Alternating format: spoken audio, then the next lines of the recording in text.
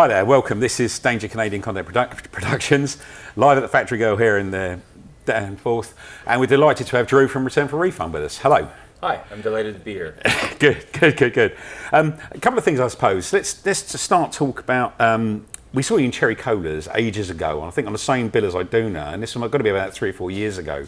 So okay. it would have been a long time ago. So you've come with some history for us as well. You know, it's not you're not just out of the blue. And then the next part when we saw you was in the Bovine for your album release, and that was great fun. Partly because you played YOLO, which is one of my favourite tracks. Okay. All right, so selfishly, I got what I wanted out of it. But Bovine was a lot of fun that night as well, wasn't it? It was a really fun night. Yeah. Yeah, and then from there, almost immediately, you're working with Aduna again in Adelaide Hall. Yeah. And then on to the Phoenix. And then on to the Phoenix, yeah. So tell us about the Phoenix, because the Phoenix, now talking about, you're talking about a significantly bigger venue, yeah? So who were you working with at the Phoenix then? Well, they have a regular concert series that they run there called Generation Next, which is done in conjunction with the radio station 94.9. Right. So it was part of that Generation Next. Nice. So it was a night featuring all up-and-coming bands from the Toronto area, that have also been featured on their radio show and stuff like that, and they just brought everyone together for like a big night of local music, which was awesome. Sweet, excellent. So you had some fun. A lot of fun, yeah. It's a huge stage. It is a huge stage, and we really took full advantage of it. Like, we were all over the place. It's important, isn't it? Because we talk about places like Cherries or places like the Bovine, and then you go play the. That's why I wanted to talk about that, because it's a significant jump. It is a huge jump. It's a huge jump in a lot of respects. From a technical side, you have your own person doing your monitors on a venue of that size, which is huge. Usually at a smaller venue, you have one sound guy running the whole show. Yep. The quality of the lighting and obviously of the sound itself was far greater than what we're used to. The size is huge, and we're big guys as well. So cramming us onto a little stage that is, 6 feet across or 7 feet across is pretty tight sometimes, right? But not just that, but you guys move. And we move. Lots of guys don't move around, but you guys do. We're all over the place. Yeah. So usually we're like ramming into each other and we're bumping, and it's just part of the show that we've gotten used to, like head-on collisions and stuff like that. And at the Phoenix, I didn't hit anybody. The light show part is important as well, because just from a photography point of view, let's again talk selfishly. You want people to look the best you can be, and I know at the Bovine you brought your own lights in, because we've got that amazing shot of you with a blue light coming up. So your eyes were. It was almost like a Dracula effect. Your eyes were completely blue, and the rest of you wasn't. It was just it was a lucky capture. Let's be honest. But it was a stunning capture at the same time. But that also gives you a chance to play, because with a new album out, Lift You Up, that gives you a new chance as well to play to another audience, a slightly different audience each time, right? Because you are talking, there was a very different bill in the Bovine to the one at Adelaide, and then, as I say, with another very different. So you're also playing. You're playing to new people all the time. So you're obviously pleased with the new album as well. Very pleased. Yeah. But you're also writing. So this is quite exciting for us, because at the end of the day, you're also writing new material as well, aren't you? At the same time. I really identify personally as a songwriter. Yeah. And for me, that's part of that is writing regularly, writing all the time, trying to find, new songs, solve new problems, explore new avenues for the band. And then, Return For Refund really does allow me to express a lot of these ideas that I write and put together. We're going into studio very shortly, actually, because we have already a wealth of material that we're dying to record. We have a good situation to record it. So we figure keep it coming. Sweet. So how will you do that? Will you release that as EPs or singles, or are you looking at another album further down the road? Because the game's changed to a certain extent. Lots of bands now issue 4 or 5 track EPs every year, every 18 months, as opposed to wait 3 years for an album. Personally, I'm old school. I like albums. I like to have the whole feel of the development of the album as well. Good, bad, and indifferent thrown in there. So what's that going to look like for you moving forward?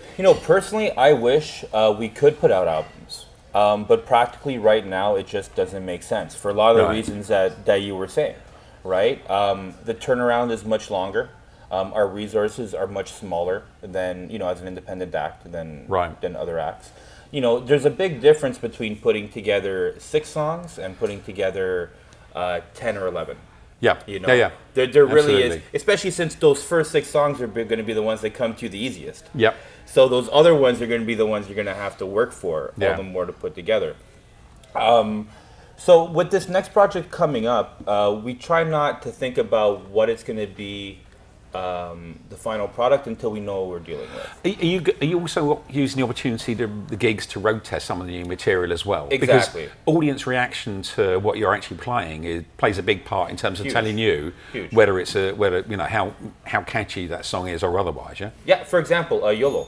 Yeah. A song that you mentioned. Yeah. Is a song we put on our first EP. I thought it was a little bit foolish, not foolish, but quirky, silly. And I think, especially because the timeliness of it, making fun, I think it was a little too soon, maybe. Mm-hmm. But in the years that have followed, that has been like the one track that people come up to me and they say, "We love that song, play that song." Yeah. And I would have never thought that would be the case, and that's exactly it. It takes time sometimes with the audiences to really see what's working, and then when you see what's working, if you're paying attention, you try to capitalize on that, and then make those the stronger things. That's the next piece. I know, because you've got more gigs. I know you went out. You went. Let's see, where'd you go to last time? I think you went Ontario, and then around Quebec a little bit. Quebec, and we hit Winnipeg as well. Yeah. Did you? Okay, cool, yeah. Cool. That's a good long distance, isn't it? It's a good stretch. Yeah. What did you do? Just out of interest, did you fly or drive that? Just out of interest. Drove. You drove. We drove with a trailer hooked onto the back. Did you? Oh yeah. Sweet. Yeah. It was a great time. We had a blast. The drive, particularly from Sault Ste. Marie to Thunder Bay, is one of the most beautiful drives I've ever done in my life. Yeah. If not the most beautiful. Excellent. And as an Ontarian and a Canadian, it's a gorgeous stretch of road. It should be seen. Yeah, we got a couple of friends up in Thunder Bay at the moment. They're up there for a few years, and the threat, if you like, is that we'll go up and see them. Yeah. But also to extend what Danger Canadian Content does and get outside Toronto and go and see something else, which we've done a little bit of, but we need to do a lot more, to be perfectly honest. So that works. That works for us. Okay, so you've got a horseshoe coming up as That's well, right. haven't you? Yeah, is that August 26th? That's correct. Yeah, 26th. Okay, cool. And then that's going to give you. Who else is on that bill? I haven't researched that Ijuna's far. on that bill. Are they? Ironically enough. Right. Okay. The other bands are Brother Levon and the Tired Flames, who also played at our release show at the Bullwine. Yeah, I remember. And I believe that's it. No, well, that's well. I'll be honest. For just to have you and Iduna on the bill would be enough to get us through the door. So awesome. That's what we will aim to do. In fact, I think we have a buddy of Matt's arriving from the UK that night, which will be quite interesting. He can get off a plane and come straight to the gig. Yeah. That's a good thing for him to do. Best way to beat jet lag, right there. We did it before with him. We actually took him to Adelaide Hall before the conversion, and put him in front of Diana for the night, and that was interesting. What was even funnier was just trying to watch him fall asleep. That's a terrible thing to say, but yeah, we were just watching him gradually nod off, and then when it became too much, I think the snoring was drowning out the music. It was time to get him out.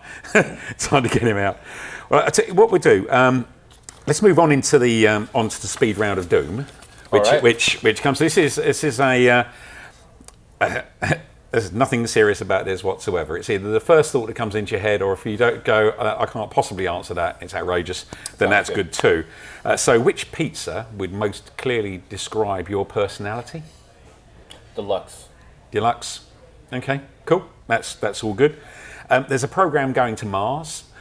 We had to change the wording of this, okay? So there's a program going to Mars which may or may not be one way, let's say. Yeah. I.e. there's no return journey, you're getting a one-way ticket.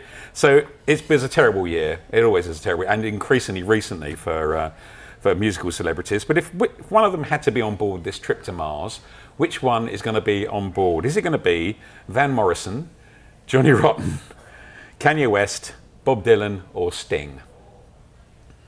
Well, I think the world can do with a little less Kanye. So would you? I think it's a pretty common answer. It is a common answer. Most people would probably say Kanye.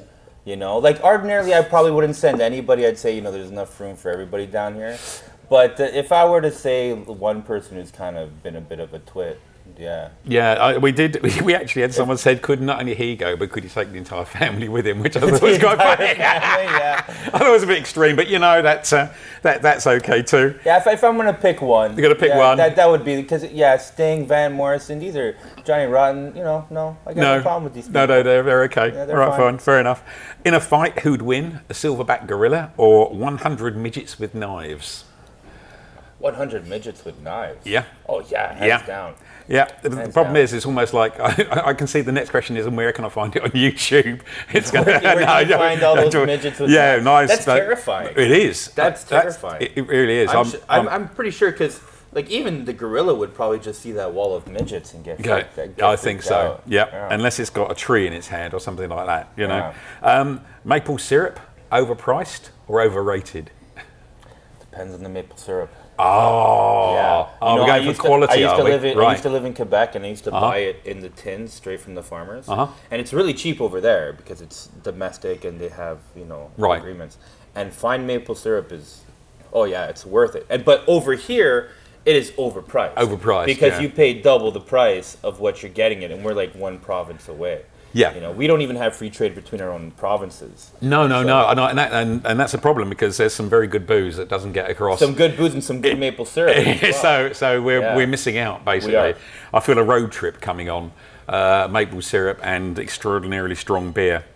Okay, so how would you describe yourself with the following pieces? Would you be high maintenance, low maintenance, or, and there are a lot of people I know this, high maintenance but think you're low maintenance?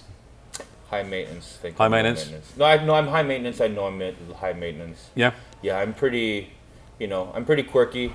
I'm moody.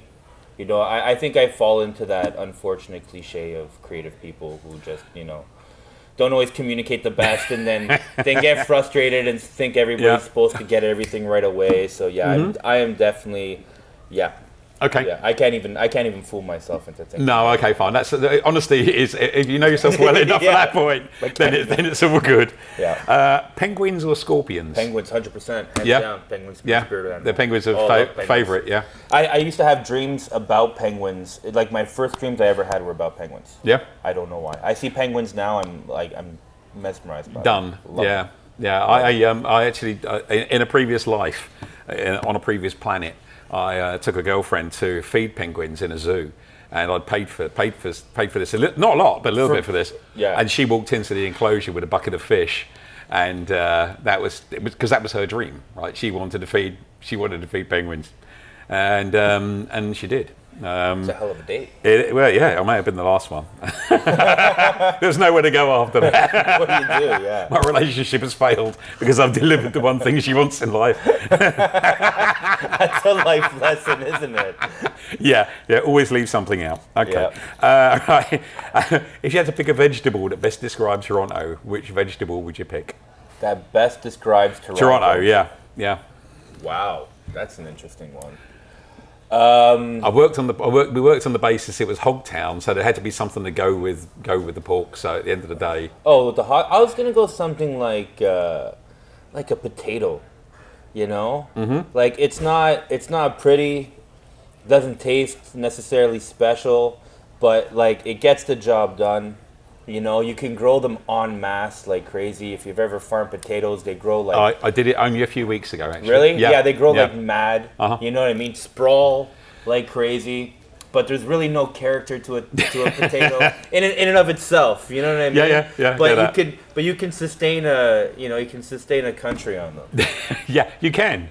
And one particular country I can think of that does exactly, well, not just Canada, Ireland does that too. So there you go, fantastic. Well, that brings us to a rather rapid, what seems like rapid end. I think it was just a lot of fun actually. Drew, thank you very much indeed. We want to say many thanks to Drew for coming in for Return for Refund. Details of your band's credits will all be in the credits as they go through the screen. Sounds great. Many thanks to George and Factory Girl for hosting us once again. Many thanks to Yeston and Angelo for filming. So don't forget to subscribe to the YouTube link, and details of our DCC site will be up in the credits as well. Until next time, thank you.